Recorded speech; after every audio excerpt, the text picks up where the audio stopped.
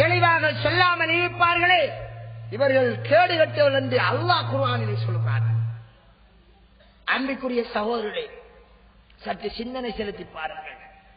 மிம்பரிலே நோன்பு மாதம் வந்துவிட்டால் 4 ஹுத்பா 5 ஹுத்பா ரமலான் நோன்பு பிடிப்பதை பற்றி பேசப்படுகிறது. ஹஜ் காலம் வரப்போகின்றால் முகவர்களுடன் சேர்ந்து ஒரே ஹஜ். ஏன் இன்னொரு பக்கத்தில் காசு வருகிறது, ஒரு சாராருக்கு பேசப்படுகிறது.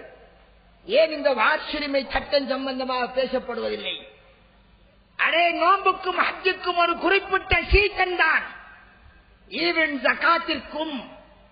ஜகாத்திற்கும் ஒரு குறிப்பிடப்பட்ட சீசன் தான். மரணத்திற்கும் வாழ்க்கைக்கும் குறிப்பிடப்பட்ட சீசனா? எத்தனை ஹுத்பா ஓதப்படுகிறது? எத்தனை ஹுத்பா மரணத்தின் பின் சொத்து பங்குடையை பற்றி? நாளாந்த மனிதன் மரணித்துக் கொண்டிருக்கிறான். மாதத்திற்கு 5 பேர் 10 பேர் மரணிக்கிறார்கள். இன்னொரு பக்கத்தில் உருவாகிறார்கள். அடிக்கடி சொத்தை இப்படித்தான் பிரிக்க வேண்டும், இல்லை என்றால் நரகவாதிகளாக ஆகிவிடுவீர்கள் என்று சொல்வது மௌலவிமார்களின் கடமை இல்லையா? ஏன் சொல்ல மாட்டீர்கள்? அன்பிற்குரிய சகோதரர்களே, அல்லாஹ்வுடைய பரிசுத்த வேதம், இந்த வேதத்தின் ஞானம் கொடுக்கப்பட்டும் அதை நிராகரித்தவன், அதை மக்களுக்கு எடுத்துச் சொல்லாதவன், அந்த சிறப்பு வழங்கப்பட்டதன் பின்னரும் சுயநலத்திற்காக அதை விட்டு ஒருங்கவனை பற்றி இன்னொரு வசனத்தில் அல்லாஹு தஆலா நாயை போன்று என்று சொல்கிறான்.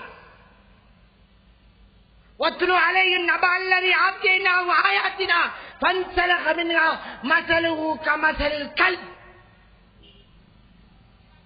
அல்லாஹ்வுடைய வேதம் கொடுக்கப்பட்டும் அதை பற்றி மக்களுக்கு எடுத்துச் சொல்வது கடமை. அந்த நியமத்தில் இருந்து விலகிக் கொண்டால் நாய்க்கு உதாரணம் என்று அல்லாஹ் சொல்கிறானே. ஏன் நபிமார்கள் உயிர் அறுக்கப்பட்டார்கள், கொலை செய்யப்பட்டார்கள். உத்தமமான முஹம்மது ரசூலுல்லாஹ் பல்லுடைக்கப்பட்டது, தலையில காயம் ஏற்படுத்தப்பட்டது, இஸ்லாத்தை நிலைநாட்டுவதற்காக பட்டணியோடு படுக்கிறார்கள். நாங்கள் பட்டணியோடு படுத்தால் என்ன? ரசூலுல்லாஹ் சோபு அபி தாலிபினை இஸ்லாம் மார்க்கத்தை சொன்னதற்காக சில வருடங்கள் அங்கே உணவில்லாமல், உடை இல்லாமல், தண்ணீர் இல்லாமல் நசிக்கப்பட்டார்களே, கொள்கையை விட்டார்களா? எங்களின் தலைவர் என்று சொல்வோம், அந்த தலைவர் வழி நடக்க மறக்கிறோம். இஸ்லாம் மார்க்கம் நிலை பெற வேண்டும், எங்களின் உயிர் போனாலும் பரவாயில்லை. அதனால்தான் நாங்கள் என்னை ஜெயிலிலும் போட்டார்கள். ஒரு போலீஸ் ஓய்சி அவர் பிழையான முறையில் கேஸை கிரியேட் பண்ணி நம்மளை போலீஸ்ல போட்டார். ஒரு நாள் உடனே நான் சுப்ரீம் கோர்ட்டுக்கு போனேன், கேஸ் ஃபைல் பண்ணினேன். கடைசியாக சுப்ரீம் கோர்ட்ல மன்னிப்பு கேட்க வந்தது. சட்டத்தில் இடம் கிடையாது, மனிதனுடைய ரைட்ஸ் பாதுகாக்கப்பட வேண்டும். இந்த நாட்டினுடைய ஜனநாயக சட்டத்திலே எவருக்கும் எந்த மதத்தின் வாழ உரிமை இருக்கிறது, யாரும் பறிக்க முடியாது.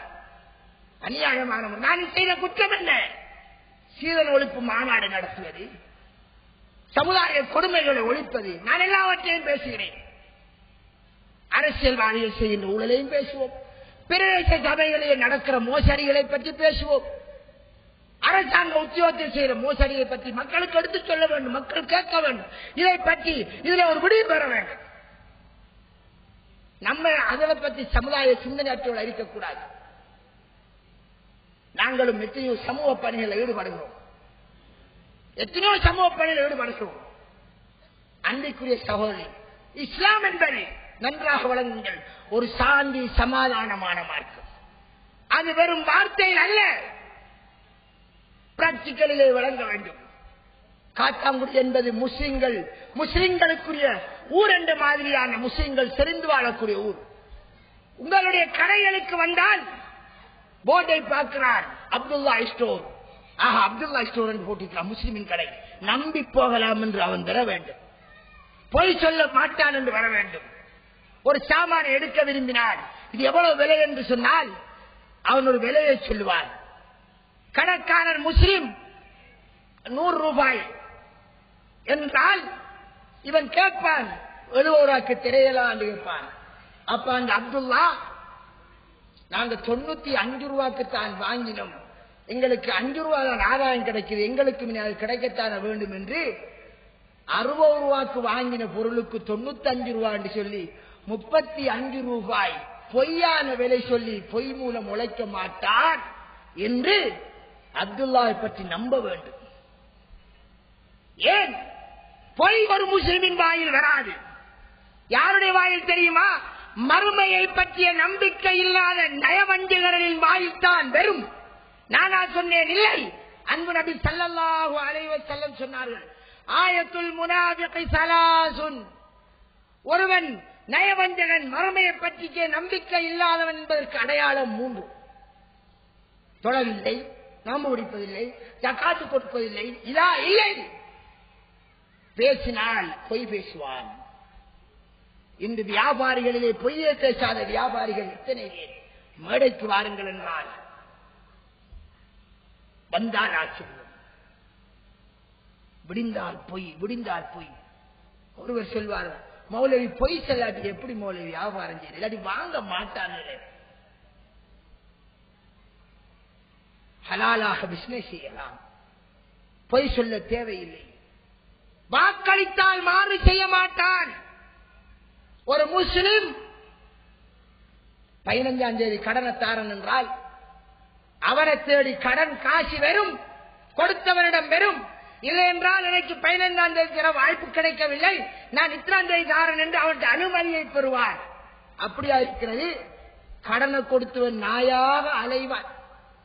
இவன் ஏமாற்றுவான் ஏமாற்றுவான் ஏமாற்றுவான், கடைசியா வெளிநாட்டு போய்த்துவான் கடன் வாங்கியவன். இதான் ரசூலுல்லாஹ் சொன்னார்கள், ஒரு முஸ்லிம் என்பதன் அடையாளங்கள், நயவஞ்சன் அடையாளங்கள், கொடுக்கல் வாங்கல், வாய் வார்த்தை, பேட்டியல் தர வேண்டும். அன்பிற்குரிய சகோதரர், எனவே இஸ்லாம் என்பது சாந்தி சமாதானத்துக்குரிய மார்க்கம். இந்த சாந்தி சமாதானம் என்பது எங்களுடைய எல்லா துறையிலேயும், குறிப்பாக இந்த இஸ்லாம் கூறுகின்ற இஸ்லாமிய அடிப்படையிலான திருமணத்திலே வெளியாக வேண்டும். அந்த திருமண முறை அளிக்கப்பட்டதற்கான காரணங்கள் இந்த சமுதாயத்தில் நீக்கப்பட வேண்டும். இப்போது நான் விடயத்துக்கு வருகிறேன். அல்லாஹு தஆலா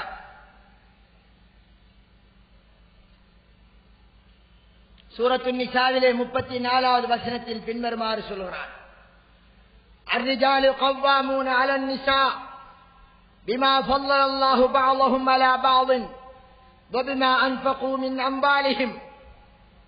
அல்லாஹ்வுடைய திருவேதத்தை நான் ஓதுகிறேன். அல்லாஹ்வினுடைய கட்டளை, ஆண்கள்தான் பெண்களை நிர்வாகம் செய்கின்றவர்கள். ஏன் தெரியுமா? சிலரை விட சிலரை சிறப்பாக்கி வைத்திருக்கிறான். அது ஒரு காரணம். இரண்டாவது காரணத்தை இவ்வாறு சொல்கிறான், وَبِمَا أَنْفَقُوا مِنْ أَمْوَالِهِمْ. ஆண்கள் அவர்களுடைய சொத்திலிருந்து பெண்களுக்கு செலவழிக்கிறார்கள். ஆண்கள் அவர்களுக்குரிய சொத்திலிருந்து செலவழிப்பார்கள் பெண்களுக்கு. பெண்களுடைய சொத்திலிருந்து செலவழி. இவர்கள் சொல்லுவார்களே, இப்படியான சொல்லக்கூடிய வருவாள் என்பதற்காக முற்கூட்டி சொன்னதை போன்று இருக்கிறது. நாங்கள் பெண்களுக்காகத்தானே செலவழிக்கிறோம் என்று சொல்வார்கள். பெண்களிடம் இருந்து பெண்களின் சொத்தை எடுத்து செலவழிப்பது அல்ல, அவர்களின் காசை வைத்து உழைத்து அவர்களுடைய வயலிலே இருந்து வயல் செய்து அவர்களுக்கு சோறு கொடுப்பதை பற்றி அல்லாஹ் சொல்லவில்லை. மாறாக அவனுடைய சம்பாத்தியத்திலிருந்து உழைத்து பெண்களுக்கு அவனுடைய மனைவிக்கு கொடுக்க வேண்டும். எனவே அவன்தான் பெண்ணுக்காக அவனுடைய சொத்தை செலவழிப்பதால் அந்த பெண்ணை நிர்வாகம் செய்கின்ற அதிகாரம் அவனுக்கு இருக்கிறது என்று அல்லாஹ் சொல்கிறான்.